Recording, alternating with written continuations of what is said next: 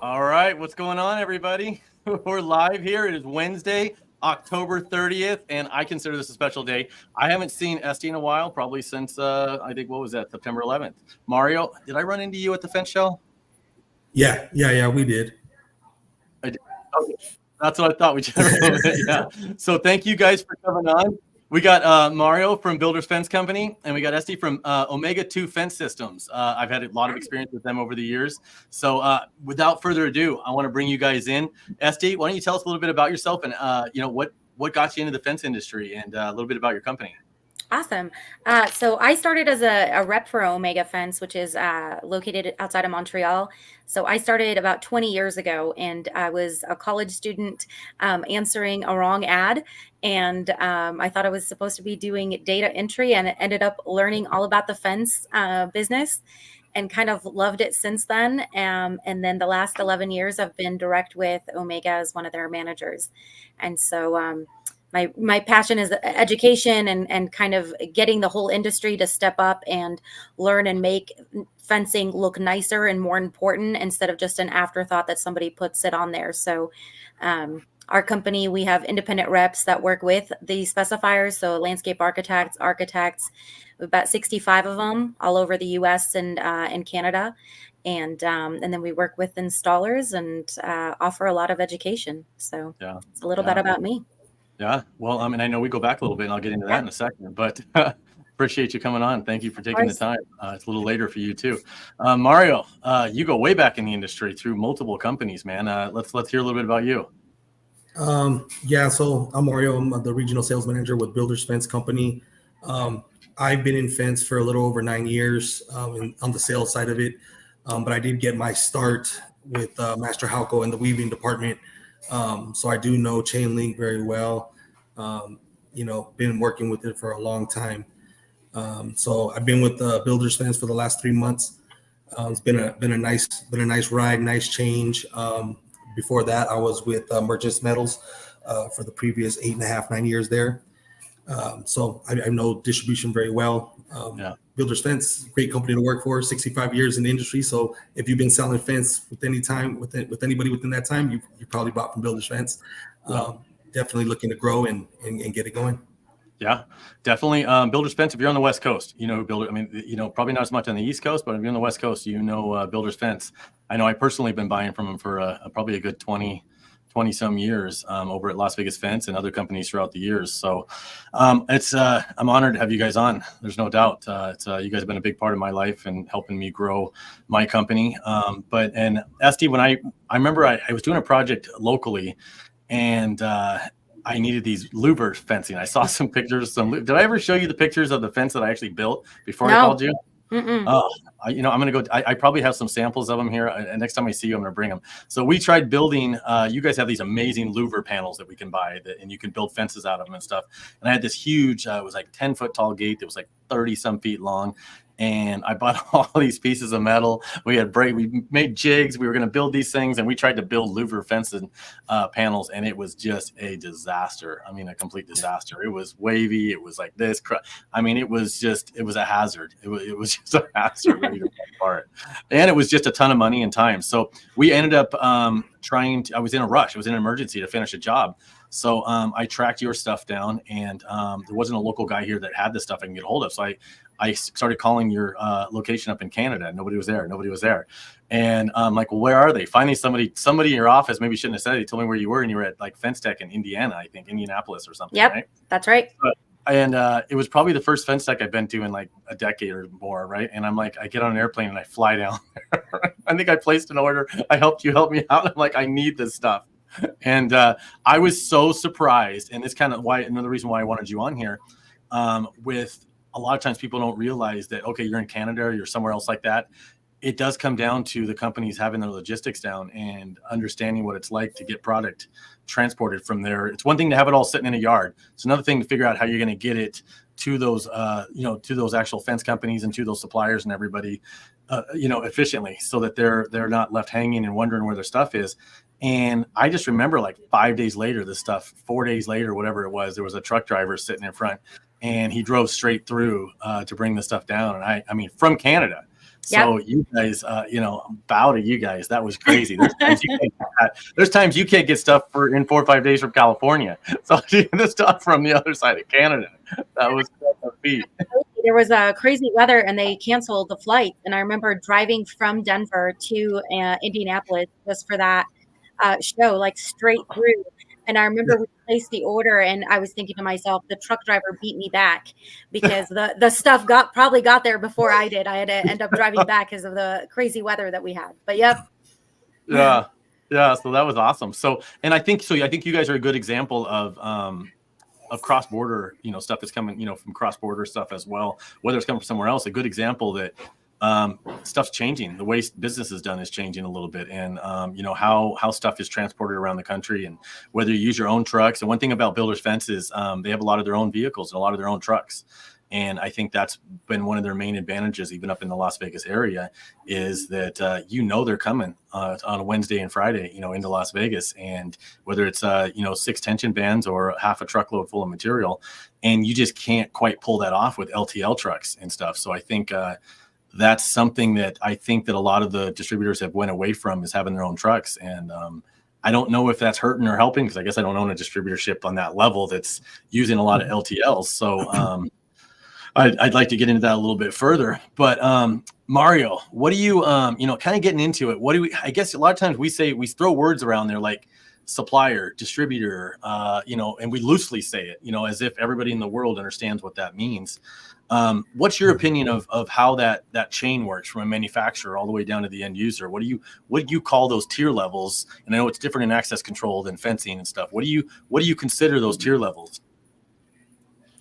So, I would consider, someone like Omega to be a supplier, right? There's somebody that I can go to, that I can get a quote from, I can get pricing from, that my end user GC can't go direct to, right? And they'd rather work with the bigger distributors, right? Because one, we have the volume. Two, we have the customer base that they don't have to go and chase after, right? It kind of just walks into our door every morning, somebody needing something fence related, right? So that's how kind of I look at it when it comes to a supplier and a distributor, right? I'm on the distributor side. We want to get you the material as fast as possible, and the suppliers want to do business with us because of the volume that we bring to them and help them move their material faster than them having to go out there and find the business to move it themselves. Okay, so that's interesting. You consider a supplier like the manufacturer? Yes. Okay, and I think that this is wherein lies some of the confusion, I think, in our industry when we start talking to people and we start talking about direct sale, this, that. I consider the supplier the same as a distributor. And you've got manufacturers, and you've got just two different terms. We call it a supplier in the fence side. We call it distributor on the access control and gate operator side. So that's interesting that you look at the supplier as being the manufacturer. And then what do you think below that? There's still a couple levels left even below the supplier, the manufacturer and distributor. Where would those be for you? That at that point, when it comes down to that, you're looking at an operation that's either going to be doing some type of counter sales somewhere else in the realm of maybe a Lowe's or a Home Depot that also stocks, the product, but in minimal quantities, just to be able to, have, different options for the public. So when you look at that, it's one way for me to look at it. But at the end of the day, everybody has their own opinions when it comes to what they think a supplier or distributor is going to be. So you have some smaller guys that'll feel like they're distributors because they stock a couple pallets of chain link and, a couple bundles of pipe, and you can, any average Joe can just walk in there and buy it from them. But when it comes to that, I think it becomes a cash flow thing, the banking behind you, the job accounting, stuff like that, stuff that, some companies can't offer. Where a bigger distributor, somewhere like a Builder's Fence, can do for smaller companies. Yeah. So I consider those dealers or obviously fence companies, things like that, and then you've got the end user. So I guess my model is still the manufacturer, the dealer, supplier, or the distributor, supplier is the same, and then you've got the dealers and the fence companies, and then the end users. So it's interesting how just the first conversation we're not 100% in agreement on it. Steve, what do you consider that chain? How do you consider that flow? And you're from Canada, so you know, I mean, you guys don't even say zero, you say Z, so you might have a whole nother.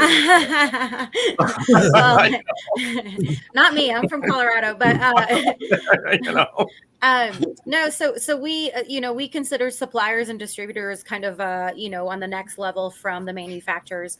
They supply to local installers if there's missing some parts, and distributors oftentimes also offer the extra benefit of a one-stop, for chain link and ornamental or louvers. So if you're going to go to a distributor, you're able to get multiple panels from there, where the distributors will contact us in order to get whatever is specified that's on there.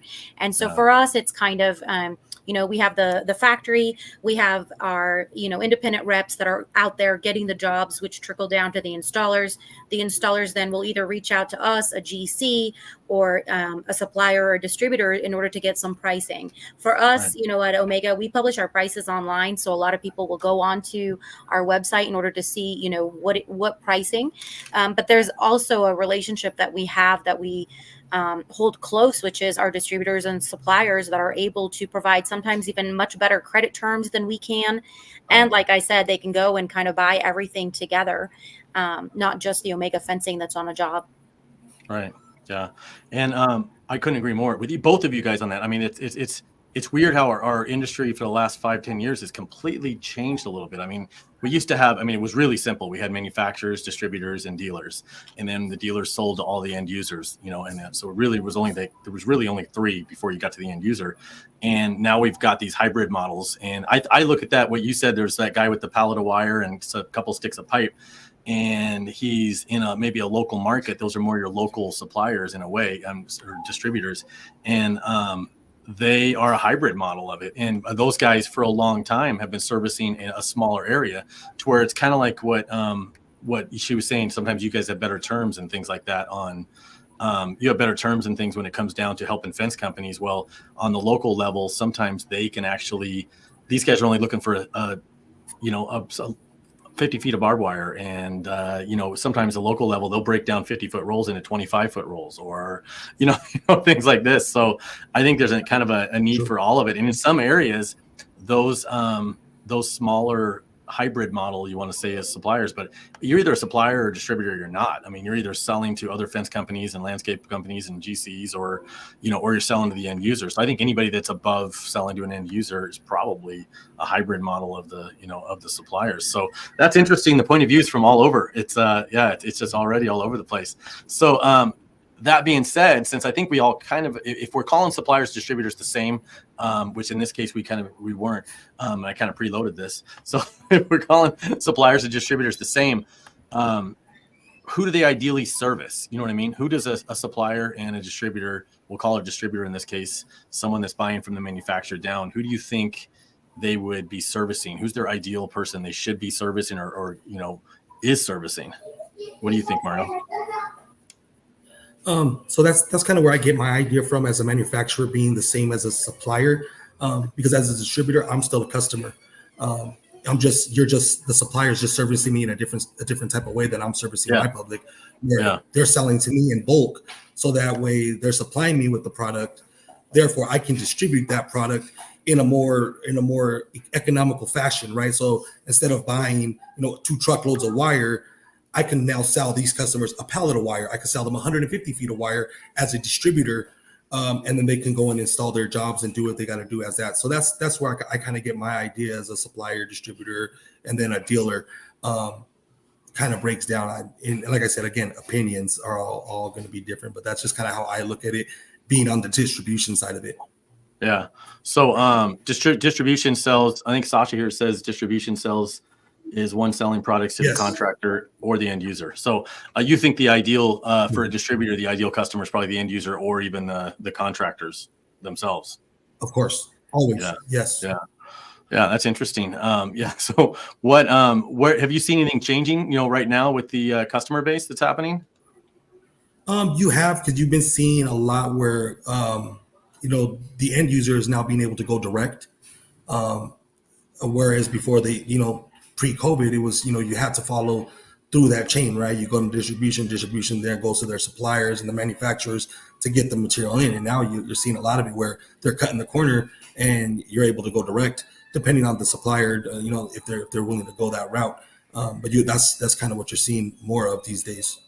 Yeah. So it is kind of changing. You think that's in the last few years? I think I've noticed a lot. I mean, now that we have FWA and I'm doing the fence show and all this, I talk to a lot more people and a lot more fence companies than probably in the last 2 years, talked to more fence companies than most people talk to in a lifetime, and even myself before then. So I get feedback from here to the East Coast, and it's a completely different model, even that happens on the East Coast to the West Coast. And then I've talked to people in Europe now and other places, and they live by a whole different set of rules. It's like everybody sells to everybody. It's the there is no I don't even think there is distribution. It's just if you got a product, you sell it.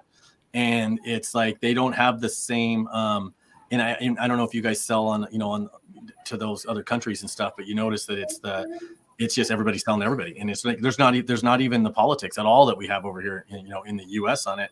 And I found one of the things I found as I was getting into this and more talking to the fence companies, and obviously that's the main people that we talk to are the small to medium sized fence companies. And I think they felt like they were the lowest on the totem pole. Like it's the weirdest thing. It's like if you call somebody up and say you want to buy something, you don't want to mention that you're in the fence industry and you're calling fence suppliers. So it's like if you mention you're a fence person, like, well, hold on. So you're a fence guy. First, we got to have you fill this application out, decide if we want to sell it to you. Then we're going to put you on the worst possible pricing terms we have. If you're anybody other than a fence company, you get the best pricing in the world. So if you're a box store, if you're a general contractor, if you're anybody outside of actually being a fence installer, you get the best pricing. It's just they fight for that. You're like, well, they don't fight for the fence companies, but they fight for everything else. And that's what it felt like to the fence companies, and that's the feedback we get a lot from everybody else. And I know it to be somewhat true. It's like, what I mean? It's like one of those things that just kind of somewhat does happen. And I think that we kind of lost track of what the core customers were for this, and we started chasing the wrong people. And then I think it may have opened up the door now for markets outside of our distribution levels and outside of even our country and stuff to come in and swoop in and say, hey, you know what? You ain't got to fill nothing out over here. You ain't got to, we don't care what license, if you have C15, C25, C13, we don't question a general contractor on what kind of license he has. But if you're in the fence industry, we want to know exactly what license you have. Well, these guys aren't asking those questions. And like, so I think we kind of open the door up. And I can tell you that fence companies are pretty damn loyal to the distribution. I know, it's really hard to get into. Even Las Vegas Fence as a new manufacturer or anything like that to even talk to us, because we stay loyal to, who we buy from, because I think that the distribution is huge. And Builders Fence alone is probably one of the main reasons I was able to grow and become, the company that we became. And if it wasn't for that, distribution level when you need it, when you first start out and all that stuff. So I think that we got to do a better job for the distributors to keep creating new fence companies, because the fence companies need to outgrow you guys. You know what I mean? In essence, they need to outgrow at some point. They're going to get to the point where they can afford to buy a truckload. And we have to encourage that they have sons and daughters and people to take over their companies and even train their brothers and uncles to start fence companies and start smaller companies. So that's why I like these kind of dialogues and like to get that stuff out there. So I think they're supposed to outgrow all of us and become a big enough company, to go and start buying direct, if you want to call it, or whatever it is. So let's build some new fence companies. Let's get out there. Yeah, I think for us, we're a third generation family, so we're definitely a family owned company. And for us, it's always been about the reputation and the relationships. And so we do sell direct to some contractors, and everybody has different discounts, obviously, by, what they've done business wise. But we want to be able to control that relationship and be able to control our reputation as well, because oftentimes if there are, 3 different phone calls or emails that are being transferred, it's always easy to point a finger at somebody, whether, it's, they never did this or they never did that. But we kind of have an open door policy. You can call us and, we don't share discounts with one another, but we can share other information and get on a conference call all together. So for us, it was a decision that we made about 10, 12 years ago, I want to say, where we decided that to open up the doors to some of the fence installers as well, purchasing direct. The change, going back to your question about the change in the industry that I've seen, kind of post-COVID is that end users, homeowners are now calling us direct. And we're not quite set up for, we do a lot of custom, but we're not quite set up to where we're the Home Depot. Yeah. And, this is something that they don't, our trucking companies are not ours, that, we use a Yeah. third party, they deliver Yeah. it, and we get phone calls like, well, can you drop it off in front of the door on, at 2:15? And so that's where our suppliers, our local distributors, and our installers really are our go-to, because we now have the relationship with them where we can send them their way. So it's not just them calling us in order to get the product. We can say, hey, so-and-so has our stuff in their yard. This is who you should contact. And most of the time they have somebody that they work with that can do the installation on a residential, not just on commercial. Yeah. Yeah. So I agree. There's a need for all of it. I think there's a need, but I think they have to outgrow it. If we truly want our industry to grow, we have to encourage people to outgrow us. Even me at my level here, we sell to a lot of fence companies locally. A lot of fence companies, they start off as either landscape companies, they end up getting their license, they got fence companies. And you know what? Honestly, even to Builder's Fence, I guarantee you I know, because I'm still good friends with a lot of them. Well, they started off buying from me, and eventually they see Builder's Fence on the side of the iron panels or whatever it is. They call direct. And now they're buying, they're getting regular deliveries from Builder's Fence. And I encourage that, because when they're buying them from me, I'm buying them from you and I'm marking it up. So at some point, for them to grow their company, they have no choice, and then I think once the distributors stopped, at some point, they, like I said, stopped focusing on the fence companies, started focusing on fighting with other manufacturers, and the war between distributors. They start going on pricing to the bottom. They start chasing the jobs that had nothing to do with fence companies.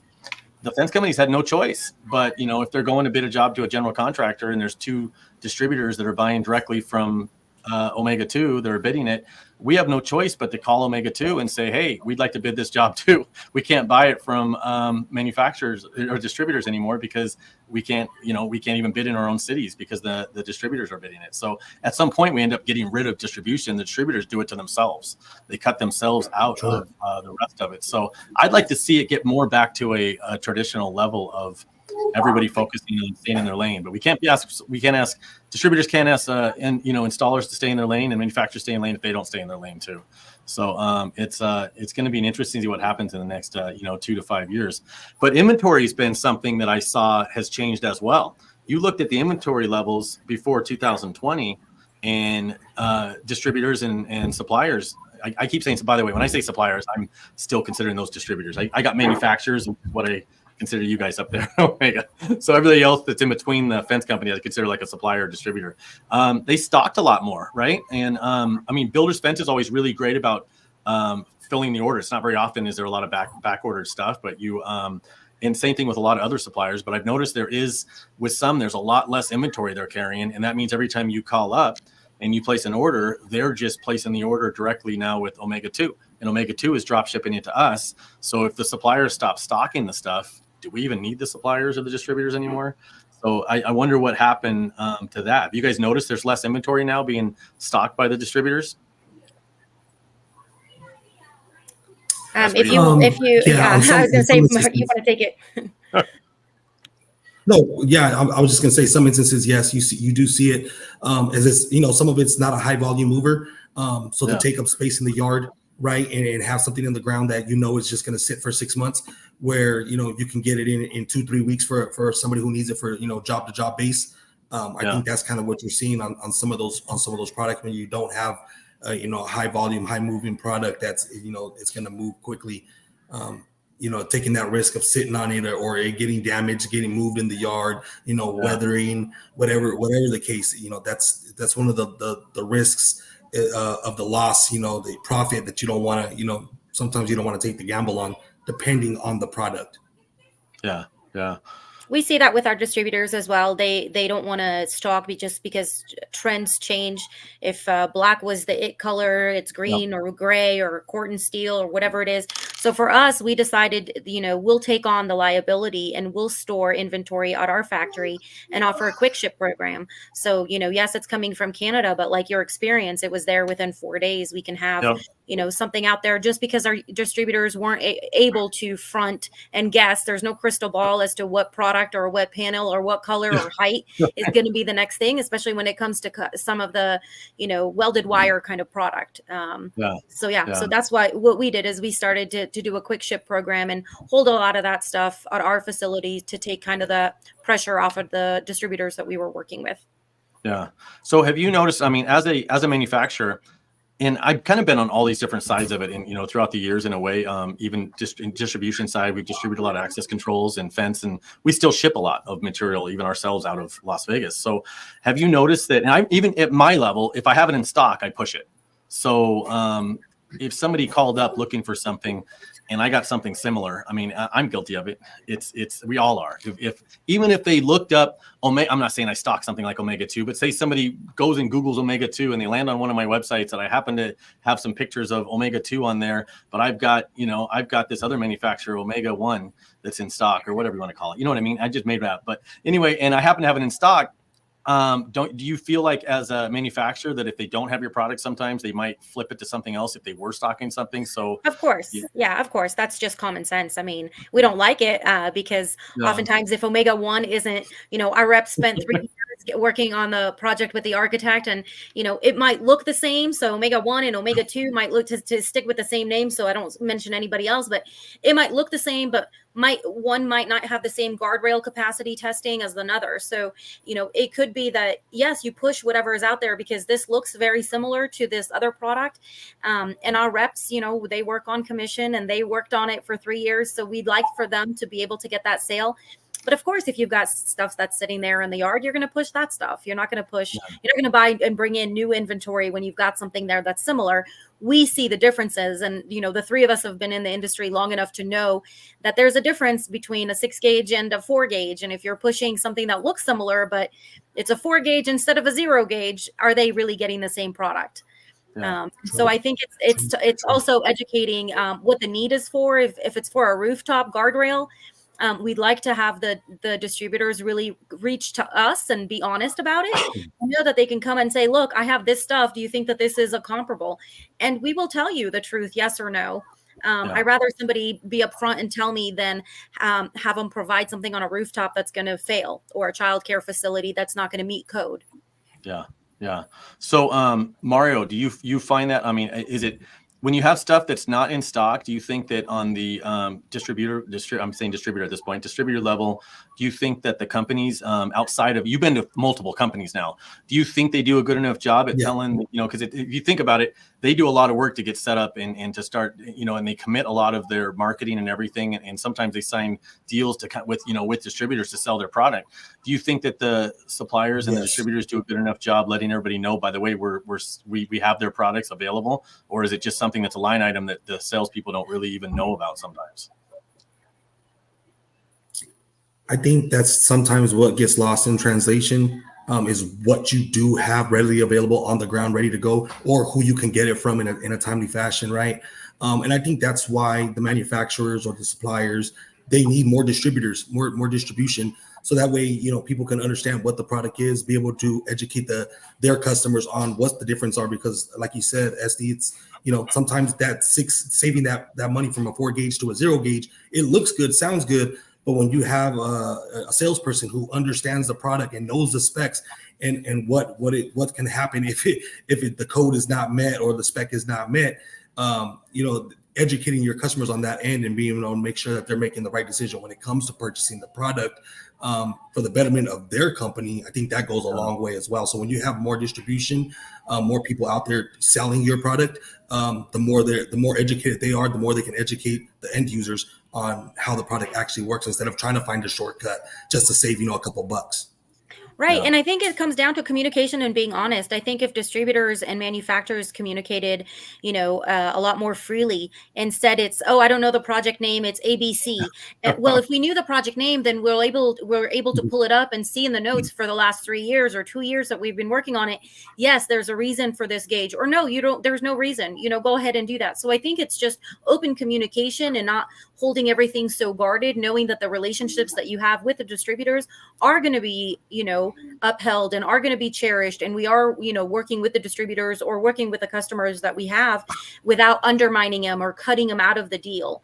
We know who buys through which one of our distributors, and if they contact us and ask for a quote, we send the quote to the distributor. We don't send it to them because we know that they purchase from that. So just knowing that you can trust the people that you're working with and have that open communication about, this is the project name. Getting that project name, as simple as that, would help us pull up the notes to see if you can switch it out to something that you have in the yard, or if it's something that really needs to be, met because of code or whatever reason.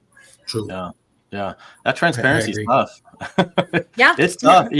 Even on the fence company level. I mean, there's stuff that gets specced out, in projects down, even us as fence companies. Now I'm talking as the fence company, not the, because material, 40 to 60% of our business is material sales, out of Las Vegas. But, that's still a large portion of our business is Las Vegas fence and the actual crews that go out. And whenever you call to try to get a quote and they want the project name, we're all like, oh, Smith. It's going to be, we're building at our yard. We're building a fence around our property here. We don't want to tell them because we feel like we don't, as a fence company, we don't trust anybody. We don't trust that information with our suppliers. We don't trust that information with the manufacturers we're trying to get a price from. And I think that's just because of so it would come straight from, we got to figure out how to fix that right down to the fence companies. Why are they so afraid to call and give a customer's name or a project and stuff with the people they're buying $1 million a year worth of materials from? I think it's because of the history of the industry. It didn't used to be where, it's definitely changing, but it's not quite there. And the history has left a lot of people feeling like they got burnt. And I completely understand, because 19 years ago, it was completely different. Now I don't do a quote without a project name. And it's because I can pull up the notes from the architect, and sometimes I can save them $50,000 that they would have underbid it and had to, lose it because they would have been awarded, where I know that the architect wanted all curved panels, let's say, instead of straight panels with angle brackets. So something like that, I think that the more relationships we can build and the more honest we are and upfront about things, and not kind of, protecting our own, and we're only trying to succeed on our own, I think the better the industry as a whole it will be. But also these kinds of issues that are coming up where nobody wants to share a project name, nobody wants to tell them, do you mind if I switch it out? I'm not going to be thrilled, but I'm not going to work against you, Yeah.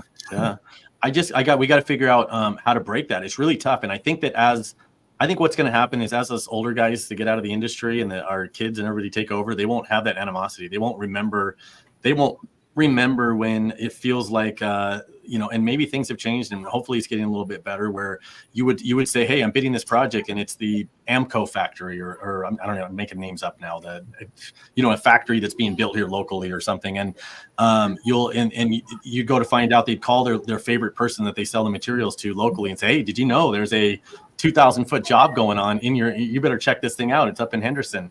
And, and if it's a lot of the products were being spec'd out in projects here locally, that if we hear certain names, maybe it's Ameristar or whoever it might be, or one of these other companies, to where us fence companies, we're not one of the one or two people that buy from them directly in Las Vegas. We don't even bid it. Because it's not even worth it. You call up and say, I need to get a price on it. And they're like going, well, you got to call the distributor. Well, the people we're bidding against aren't. So it's almost like we were picking and choosing. So I think as fence companies, we're getting more nervous about releasing any information about the projects we're bidding, because we feel like we're going to lose the project if we do. So I'm super excited about the direction it's going. But I think if we don't get some transparent, like this conversation we're having, if we don't get everybody together, we're going to lose this. We're going to lose this great industry that we built. And it's just going to be this whole distributorship model will be completely gone. It'll just disappear. It'll all be like the rest of the world, basically, where everybody's just buying directly. And we're gonna go back to, I think, more local distributors. There'll be more local suppliers and distributors on our, at our level, like Las Vegas fences. There'll just be a bunch of us in the local level selling materials. Do you see something like that happening in the future if we don't change something? And I keep in mind this, I don't want to be projecting my opinion into your heads, but how do you see it in 5 years if we kind of stay on the path, or if we don't do anything? I'm an optimist. I don't, I believe people that are leading the industry. So, for me, I'm in a position of upper management. if you are doing the work and you did a takeoff and that is the bid that you send us, somebody else calls me, as much as I like to hang out with them or that they're a great person, and they say, do you mind giving me this bid? I'm not going to use the hard work of somebody else and just pass it along. So for me, because I'm in a management position, I then tell everybody else as a company policy, the person who did the work, they're the ones who are going to get what they need. We can't just go and share the hard work that somebody else did, and pass it along to somebody else. So yes, I'm an optimistic person. Yeah. I do believe that it's going to change. I do see the change. I'm lucky enough to where I travel around the U.S. all the time. I'm in a different state. I was in Texas last week. I'm up in the mountains in Colorado this week. And so I'm starting to see that change already. So I'm very hopeful that yes, we are missing that human connection. We are missing, I think we kind of swung the other way. It's kind of like we were talking about earlier about the self-checkout lane. Eventually it's not working. People want that connection. People want that, local person to talk to. And that's why we have reps that are everywhere local, because the person in Boston is not going to be able to talk to the person in Mississippi the same way. And I do see that change happening. Yeah. Yeah. How about you, Mario? I know you've been, you've got an extensive background. It's transparent. Yeah. Oh man. I feel like I agree. It's a service. It's a service. Yeah. No, yeah, it's definitely a service that you provide for your customer. And at the end of the day, it's really that's really what it comes down to is, being there for your customer, and whether you're going to get the job or not, that they can lean on you for your expertise in the industry. And being able to help them grow their business, whether they're buying the product from you or not. But I think that's what is lacking a little bit, and that's what really we need to get back to. You hit it on the head, Brian. It's if not, then it's a loss for everybody at the end of the day. Yeah. It'll take out small fence companies. Yeah, and we take out small fence companies, then we're stuck with. We're stuck all chasing the same 200-300 companies that are already outgrown the distributor level. So it'll just disappear. So I appreciate you guys coming on, because I consider both your companies people who have really kind of nailed it when it comes to customer service. And, I appreciate that on that point. So I wanted you guys on here for that, because this is a really kind of this is a big subject for me, and I really kind of want to see us going in the right direction. So I look at you guys as leaders in this, and pushing it kind of forward. So that being said, though, social media is I'm a living proof. Social media is a big factor in our industry, bigger than we even thought it was. And I think we kind of all dropped the ball on it. And we're all now kind of playing catch up a little bit, on the social media. And how do you think that plays into your guys' stuff now? Do you see it differently now than it was like a couple of years ago, even a year or so ago? And do you use it more for just getting information out to on your level, Mario? It's going to be a little bit different. On theirs, it is to get their product out and their information out, but you have a different responsibility. You have to get this information out to your, whether it be through Twitter, updates on whether your company's in business or out of business, or or closed today or for the holiday, things like that. So and then actually letting people know what products you carry, and maybe that is omega-2. Maybe another way for you to encourage omega-2 into being working with you even more closely on sending customers over to you is if they can see an active reach from the distributors saying, hey, by the way, here's some we're out in our yard doing videos showing your panels and your products, and doing letting everybody know that you're selling their product. So you're not just one of the people on their list of they can call. How do you Mario, first I'll start with you. How do you think the social media has changed for the distributors in the last year or two? It's gotten the knowledge out there. It's gotten the product out there. So people want the next best thing, right? The next new product that's coming out, the new wave of fencing that's being installed in everybody's homes. And, it's given everybody that luxury to not have to go digging for it. You just, you open up your app and then you see somebody install something new at their house, some new fence. These distributor or these dealers are using this now to show how they do business, how quick they can get a fence up, what the project looks like from the beginning through the end. So now you really get to judge people based off of what you're seeing instead of, just reading somebody's comment that they left a review. Like, hey, you actually get to see what the work looks like without having to do, too much digging for it. So I think social media came a long way. And I think the fencing industry has been behind for a while because we are feet on the ground, right? These guys are out there installing fence daily, so who has time to sit there and upload videos all day but you take a little bit of time and it'll definitely benefits for sure all the way around. Even if for us as a distributor, just to let our customer base know what we're doing and what we got going on. I mean, it's huge because everybody wants to know what's going on. Yeah. Do you guys see yourself doing more videos and more pictures and images of the actual manufacturers that you guys are repping? I mean, because it's a big responsibility. I mean, I look at it like when I'm selling somebody's product, I look at it as a huge responsibility that some manufacturers trusted me with the livelihoods of their company, their family, their the people that work there, everything it takes when you agree to sell somebody's project or product as a distributor. It's a big responsibility. Do you guys think that distributors right now are living up to that with actually marketing it through their social media platforms? Social media doesn't cost anything. So, do you think that that's being done right now by most of the distributors? And you've worked for 3 of the pretty good sized distributors. Do you think they're doing that to promote, say, Omega 2, as one of your manufacturers? Not as much as we should be. We could definitely be taking more advantage of the social media side of it, because it's endless reach, right? But again, that's just having somebody dedicated to social media daily.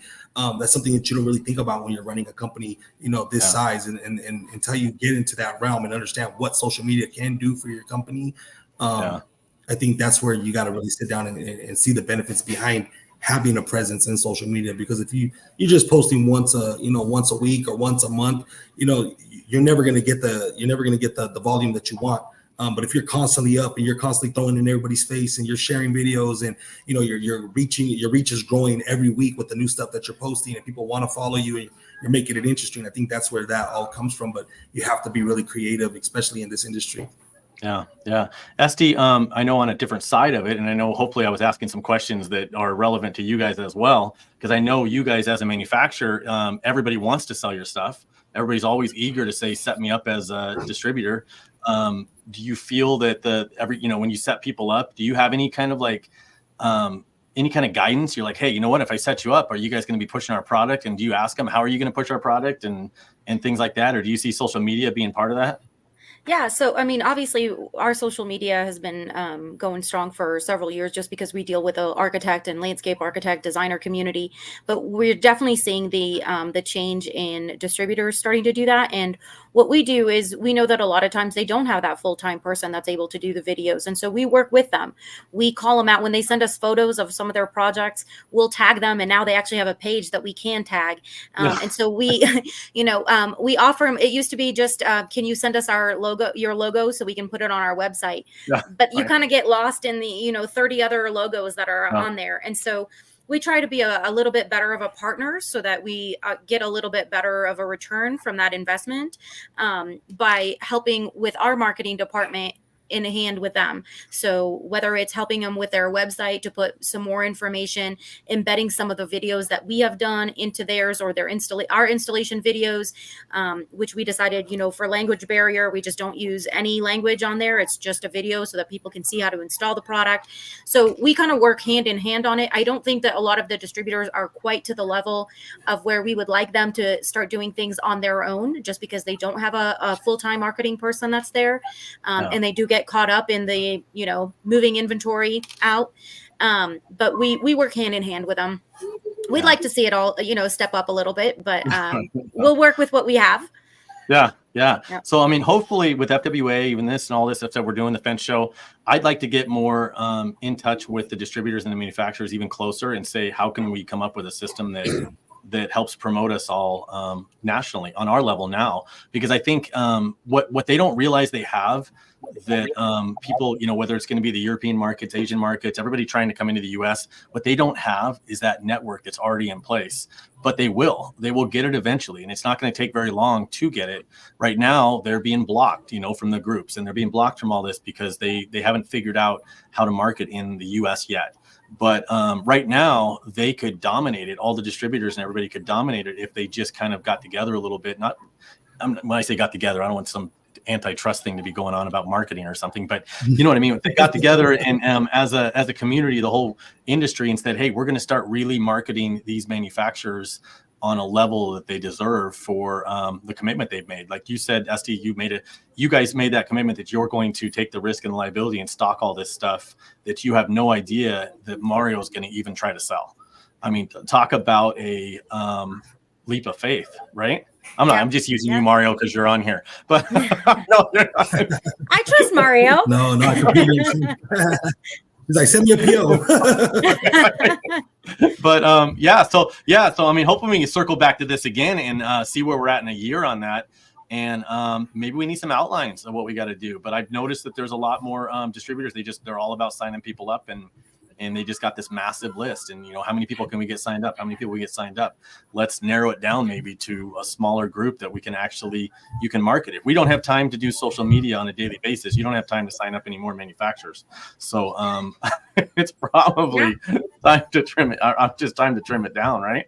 But one last thing I want to get into. We also see. Oh, sorry. Go ahead. No, go ahead. No, I'd love to hear it. And we see the return on investment. I mean, yes, you do have to have somebody there, but it makes social media is so easy these days. You can schedule it ahead of time. It's the consistency, and we now have installers that send us pictures when they're on a job site. I can't tell you the number of text messages that I get with photos, knowing that everybody else that we're connected to then will see their stuff, because maybe they're not connected to a whole lot, but it's all about working together. So when we send it and an architect sees it, I call them out. Next time they're trying to get a quote, they're going to go to that installer or that distributor direct because they shared it. So it's also helping them grow their company from 20 followers to the thousands that we have by just resharing something that they send us in the way that we can, because we do have that marketing, department.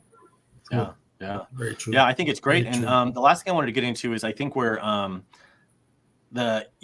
is the shop drawings, and you get in shop drawings and technical data sheets and things like that. And some of the companies have this figured out, and some are just you got to make them yourself. Esty, you guys deal a lot with architects and stuff like that, so you have a massive amount of drawings. And I know other companies like Ameristar and some of the other ones, there's people that do a lot with architects and stuff, so they have these shop drawings in place. And I see some distributors did. I know Merchants did a really good job with shop drawings. And I think Masters did. I think Builders has a certain amount of them you can get online. Do you think that there's enough of that available for the fence companies, these smaller? I'd like to see these smaller guys be able to go and bid some of these larger GC jobs and things like that. And I think that if we don't, if we want to continue as a distributors to get these larger orders and stuff, if we don't help these smaller fence companies get these larger jobs with the general contractors and stuff, we don't help them with shop drawings and technical data sheets and make it readily available, without them having to sign up for some crazy amount of software or something to try to make the drawings. Do you think that there's a better way we can try to maybe reach? You think it's already successful enough at it, or do you think that we could do a better job at trying to get shop drawings and things out to the small fence companies when they need I definitely think it needs to be improved. It's definitely 100%. Definitely need to have more of it. Definitely need to get it out there. It has to be readily available because the customers are depending on us for that information in order to send in a bid or to close a job, or they have an inspector on site. And so being able to have those readily available at any given time for our customers' want and needs, I mean, that you couldn't ask for it more. And that's one thing that we lack a lot in this industry, is having that information readily available at all times.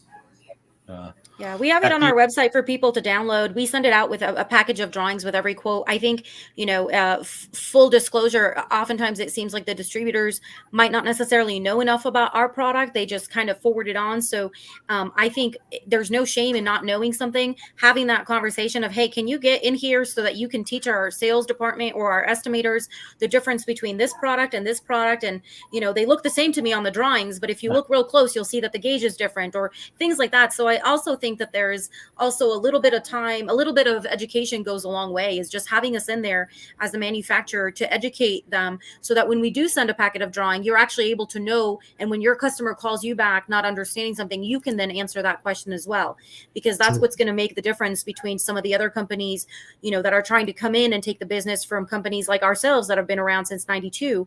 It's that relationship. It's that you can come to us and we will explain it to you and we will help your customer, without cutting you out of the deal. We can answer those questions. But I also think it's about asking, hey, can you come in here, so that we can actually educate the rest of the team on the product. And when you have a lot of manufacturers that you're a distributor for, maybe you don't have the time and maybe you're not able to learn all of the different products that they have, but knowing when to ask, can you let me know, well, what the difference is? Yeah. I think that's the struggle of growth for, sometimes we get in such a hurry to try to be the biggest fence company or the biggest distributor or supplier, the biggest, and we start to lose what we started with, the core of service and knowledge of the products that you're selling. And then you hire, maybe Mario was the most experienced guy in Omega 2, and he's the one that went up to Canada and learned everything about it. And then he moved on and went to another company. Now there's really nobody that knows your product anymore. So, and maybe that's where that continued education probably in the products is almost as valuable of a thing as we're talking about licensing and regulations and all that. Well, we're not even at that point. We don't even have all of our professionals even understand the products yet. So great. I couldn't have been any happier having you guys on talking about this. You guys were great. I don't want to take up too much time. I know you guys are busy. It's later for USD. Mario, it's California, so they're probably about ready to close the bars in a minute, right? Really, everything shuts down early down there. But it's got this Yankee Dodger game going on here. Oh, do you? You already got your gear on, right? You're ready to go. But thank you guys for coming on. Is there any any last minute things either one of you want to say to the audience and everything before we go? No, I just want to say thanks, Brian, for having me on. It was a pleasure being on. I look forward to watching these podcasts. They're super cool, super informational. So no, man, you're doing a great job, buddy. And the show this year was a great turnout, man. I loved it. It was really good. So now keep doing what you're doing, brother. It's working for sure. I appreciate it. And while you're on that subject, I want to say thank you to Essie. She was the very super excited about next year. You were the very first person to not only select your booth, pay for your booth. There was nobody taking your spot. That was yours. You claimed it. You weren't able to do without it. I beeline to get registered. I got mine. You had me excited about 2025 before this show was even over. So yep. Thank you, and builders as well. You guys picked your booth, so I appreciate that. But the excitement and energy from Omega 2 was just amazing. So I want to thank you guys for that. Looking forward to next year. I'm sure I'll be talking to you guys before then. We got lots of stuff going on, a bunch of social events and things happening. So have a great evening, everybody. If you're watching this live, thank you for watching. If you're watching this pre-recorded, thanks for watching it pre-recorded. We will talk to everybody later. Have a great week. See you later. Thanks, y'all. Bye.